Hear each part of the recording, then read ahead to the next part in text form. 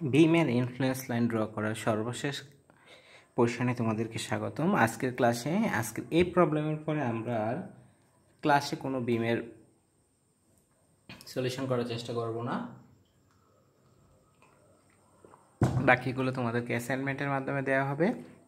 সেই ক্ষেত্রে তোমরা এই সলভগুলো করবে, প্রথম কোয়েশ্চেন সব প্রবলেমগুলো সলভ করবে। সো এই যে প্রবলেমটা আমরা ড্র করেছি, এটাতে আমাদের দুইটা ইন্টারনাল হিঞ্জ আছে বি এবং এফ, এবং চারটা সাপোর্ট আছে, চারটা সাপোর্ট কন্ডিশন, এবং এটা আমরা বলতেছি ডিটারমিনেট স্ট্রাকচার। দেখো ডিটারমিনেট কেন, এখানে আমাদের আননোন দুইটা, এটাতে একটা, এটাতে একটা, এটাতে একটা, টোটাল আননোন হচ্ছে তাহলে 2 1 1 1 5টা আননোন, এবং দুইটা ইন্টারনাল হিঞ্জ মানে দুইটা আননোন কমাই ফেলা। সো আলটিমেটলি আননোন 3টা এবং number of available equation 3। So এটা একটা ডিটারমিনেট স্ট্রাকচার। সো এই স্ট্রাকচারে আমাদের শেয়ার এট ডি, মোমেন্ট এট ডি, রিয়াকশান এট সি, রিয়াকশান এট এ, এই চারটা ভ্যালু বের করব। তোমরা খেয়াল করো, এই পরীক্ষার সময় যখন এই প্রবলেমগুলো আসে তখন একটাই হাফ সেট আসে। দ্যাট মিনস আমাদের অলমোস্ট 18 থেকে 20 মার্কস। সো এই 18 থেকে 20 মার্কসের জন্য শুধু এই চারটা ইকুয়েশন, চারটা ইনফ্লুয়েন্স লাইন একা আসবে না, যেহেতু আমরা এখানে সরাসরি মুলার-ব্রেসলো প্রিন্সিপাল ইউজ দিয়ে শর্টকাটে ড্র করতেছি।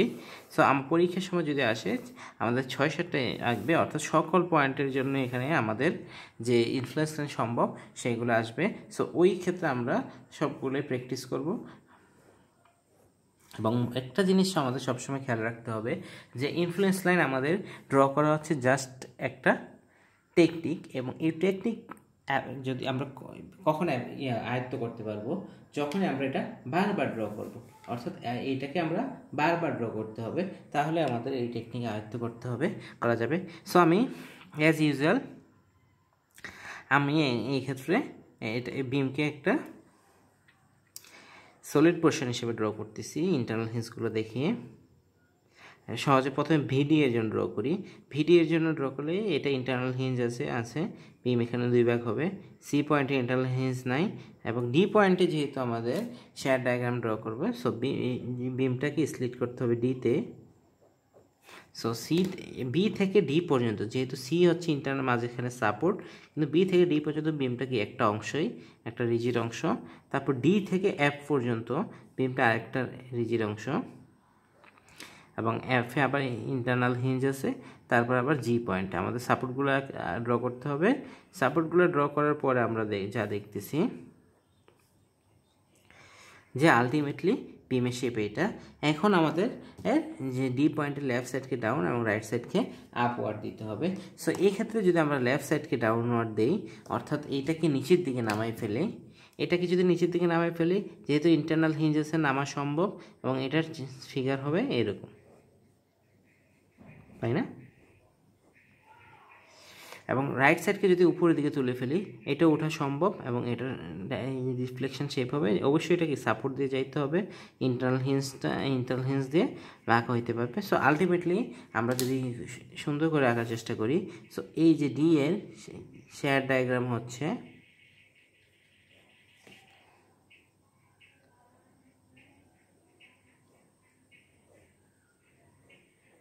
এবং এই অর্ডিনেটগুলো ভ্যালু যদি দেখি, তো এই অর্ডিনেট হবে লেফট সাইডের পোর্শন হচ্ছে 2 এবং টোটাল লেন্থ হচ্ছে 8, 2/8, এবং এটা হচ্ছে 6/8। এখন দেখো আমাদের এটা 6/8, অর্থাৎ এই পোর্শন থেকে এই পোর্শনে আমাদের লেন্থ হচ্ছে 6 ফিটে সে ইনক্রিজ করছে 6/8, তাহলে এটা স্লোপ হচ্ছে 1/8। সো এই অংশটা হবে -3/8। সিমিলারলি এই অংশটা দেখো স্লোপ হচ্ছে 2/8, 2 ফিটের জন্য 2/8, স্লোপ হচ্ছে 1/8। সো এই অংশ থেকে এই অংশে 2 ফিটের জন্য বেরবে 2/8। আমরা সিমিলার ট্রায়াঙ্গেল দিয়ে সলভ করতে পারি। সো আমাদের শেয়ার এট ডি ড্র করা হয়ে গেল। এখন আমাদের পরবর্তী প্রবলেম হচ্ছে মোমেন্ট এট ডি। মোমেন্ট এট ডি ড্র করতে হলে আবার আমরা সলিড ডায়াগ্রামটা ড্র করার চেষ্টা করি। এ থেকে বি রিজিড, বিতে ইন্টারনাল হিঞ্জ, সি থেকে ডি রিজিড, সো বি থেকে ডি রিজিড, মাঝখানে সিতে সাপোর্ট, তারপর এখানে ইন্টারনাল হিঞ্জ। সো এখানে আমাদের একটা বিমকে কেটে ফেলতে হবে। সো বিমকে কেটে ফেললাম। তারপরে আমাদের আবার ইন্টারনাল হিঞ্জ এফ এ, মাঝখানে ইতে সাপোর্ট, আবার জিতে সাপোর্ট। সো এখন দেখো আমাদের এগুলো রোলার সাপোর্ট। এখন যদি আমরা এইভাবে রোটেশন দেব, এইভাবে রোটেশন দেওয়ার চেষ্টা করলে দেখো, এইভাবে রোটেশন দেওয়ার চেষ্টা করলে ডিফ্লেকশন শেপটা কী আসবে, এটাকে যদি আমি উপরে রোটেশন দিই এবং সাপোর্ট কন্ডিশন দিয়ে যায়, আলটিমেটলি ডিফ্লেকশন শেপ আসবে এটা। সো এটাও হচ্ছে ইনফ্লুয়েন্স লাইনের শেপ। এবং এই পাশেও যদি এটা উপরে তুলে এইভাবে ধাক্কাটা দিই, তাহলে এটা হচ্ছে সাপোর্ট দিয়ে যাবে এবং হিঞ্জ দিয়ে বাঁকা হবে। সো আলটিমেটলি শেপ হচ্ছে এটা। এবং এটাকে যদি আমরা ক্লিয়ারভাবে আঁকার চেষ্টা করি, সো এই পয়েন্ট, এই পয়েন্ট, এই পয়েন্ট, তাই না? সো আবার সিমিলারলি এই পয়েন্ট, এই পয়েন্ট, এই পয়েন্ট, ওকে। এবং এই ভ্যালুটা হবে 2 × 6, যেহেতু এই দুটো মধ্যবর্তী সি আর এর মধ্যে 2 × 6/2 + 6, দ্যাট ইজ 12/8। 12/8। এখানে দেখো আমাদের এই অর্ডিনেট যদি বের করতে চাই, 6 ফিটে আমাদের অর্ডিনেট হচ্ছে 12/8, তাহলে 1 ফিটে কত? 2/8। সো 1 ফিটে যদি 2/8 হয়, এখানে 3 ফিটে কত? 6/8। সিমিলারলি এখানে আমাদের এখানে একটু দেখো, 2 ফিটে অর্ডিনেট হচ্ছে 12/8, তাহলে 1 ফিটে কত? 6/8। সো 1 ফিটে যদি 6/8 ক্ষেত্রে, আবার এক্ষেত্রে 2 ফিটে হবে 4, 1 ফিটে হচ্ছে 6/8, 2 ফিটে 12/8, তাই না? ওকে, ভ্যালু পেয়ে গেলাম। এবং এটা হচ্ছে মোমেন্ট এট ডি এর ইনফ্লুয়েন্স লাইন। নেক্সটে আমরা দেখবো আর সি এর ইনফ্লুয়েন্স লাইন। সো আবার আমরা বিমকে রিজিডটাকে নিই। এ থেকে বি হচ্ছে সলিড, বি থেকে সি, সিতে আমাদের এখন সাপোর্টটা থাকবে না, বি থেকে, তাহলে বি থেকে একদম এফ পর্যন্ত আমাদের সলিড থাকবে, তাই না? মাঝখানে আমাদের সলিড, মাঝখানে যেহেতু আমি সিতে রিয়েকশনের ইনফ্লুয়েন্সটা রাখবো, সিতে সাপোর্টটা থাকবে না, আমাদের এতে সাপোর্ট আছে। সো আমাদের সিতে সাপোর্ট থাকবে না, সাপোর্ট আছে এতে, ইতে এবং জিতে। সো এই সাপোর্টগুলো থাকবে। সো এই ক্ষেত্রে যেটা আমাদের করতে হবে, এবং ইন্টারনাল হিঞ্জ আছে মধ্যবর্তীতে এফ পয়েন্ট ইন্টারনাল হিঞ্জ, সেই ক্ষেত্রে যে করতে হবে, আমাকে ডিসপ্লেস করতে হবে সেই পয়েন্টটা। সো এই পয়েন্টটা যদি উপরের দিকে তুলি, এই পয়েন্টটা উপরের দিকে তুলি, দেখো আমাদের কী অবস্থা হবে। সো বাকি সবগুলো হচ্ছে সাপোর্টে থাকতে হবে। সো এখানে একটা ইন্টারনাল হিঞ্জ আছে, সো এটা হচ্ছে উপরে যদি উঠে, মাঝখানে কিন্তু এই পয়েন্টটা ভাঙতে পারবে না, যেহেতু এখানে হিঞ্জ নাই, সেখানে ভাঙতে পারবে না। সো পুরো বিমটা উপরে উঠে যাবে। এই পয়েন্ট থেকে আমরা দেখতেছি বি পয়েন্ট থেকে ই পয়েন্ট পর্যন্ত স্ট্রেট থাকতে হবে। হ্যাঁ, সে থাকবে, বি পয়েন্ট থেকে ই পয়েন্ট পর্যন্ত স্ট্রেট থাকার ওয়ে আছে। সো আলটিমেটলি তার শেপ আসবে, ইনফ্লুয়েন্স লাইনে শেপ আসবে এরকম। এই যে শেপ এইখানে, এবং এই দুই পাশে ইন্টারনাল হিঞ্জ আছে যেহেতু, সো এই ডিফ্লেকশন শেপ চলে আসবে। সো এটাকে যদি আমরা ইজিলি ভাবে ড্র করার চেষ্টা করি,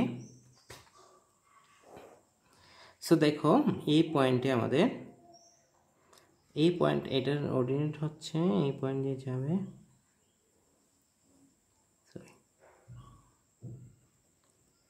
ইন্টারনাল হিঞ্জ। সো এই পয়েন্ট, এই ক্ষেত্রে আমাদের একটু খেয়াল রাখতে হবে। এই যে ভ্যালুটা দেখো, এই ক্ষেত্রে যে পয়েন্টে সি ইনফ্লুয়েন্স রাখতেছি, সি পয়েন্টে অর্ডিনেট হবে 1। এখানে দেখো আমাদের এই দূরত্বটা হচ্ছে 8 ফিটে বের হয়েছে, বৃদ্ধি হচ্ছে 8। সো 1 ফিটে বৃদ্ধি হচ্ছে 1/8। সো এই 3 ফিটের ডিক্রিজ হবে 3/8, এবং এই ভ্যালুটা 1/8 যেহেতু 8 ফিটে, সো 10 ফিটে হবে 10/8। সো এইটা হচ্ছে influence line of reaction at C. Reaction at A যদি ড্র করার চেষ্টা করি, একটু আমি সরাসরি এঁকে ফেলতেছি। রিয়াকশান অ্যাট এ যদি ড্র করার চেষ্টা করি, দেখো রিয়াকশান অ্যাট এর ক্ষেত্রে দেখো আমাদের এই মেইন ফিগারে, যে এটাকে যদি উপরে তুলে দিই, এটাকে সরাই উপরে তুলে ফেলি, এবং মাঝখানে যেহেতু সি এবং এ এর মাঝে কোনো হিঞ্জ নাই, সো শুধু এই অংশটাই উপরে ওঠা সম্ভব। সো এইটা আমরা এই চিত্র থেকে যদি দেখি, আবার ড্র করে ফেলি। সো এই অংশে হিঞ্জ, এখানে সাপোর্ট, এখানে হিঞ্জ, এখানে সাপোর্ট, তাই না? এই সাপোর্টটা থাকবে না, এই সাপোর্টটা সরিয়ে ফেলতেছি, যেহেতু এই পয়েন্টে আমরা রিয়েকশন। সো দেখো এই পয়েন্টে যদি ডিসপ্লেসমেন্ট দেই উপরের দিকে, সো এই অংশটা হচ্ছে উপরে উঠতে পারবে, কিন্তু এই অংশটা, এই যে অংশটা, এই পুরো অংশটা হচ্ছে রিজিড। সো এই পুরো অংশটা যেহেতু রিজিড, এই ক্ষেত্রে আমার এটা ডিফ্লেকশন হওয়া সম্ভব না within the support. So ultimately এটা শেপ আসবে এরকম। সো ডিফ্লেকশন শেপ এরকম। সো ইনফ্লুয়েন্স লাইন ডায়াগ্রাম আসবে এই অংশ 1 এবং বাকি অংশে কোনো ডিফ্লেকশন আসবে না।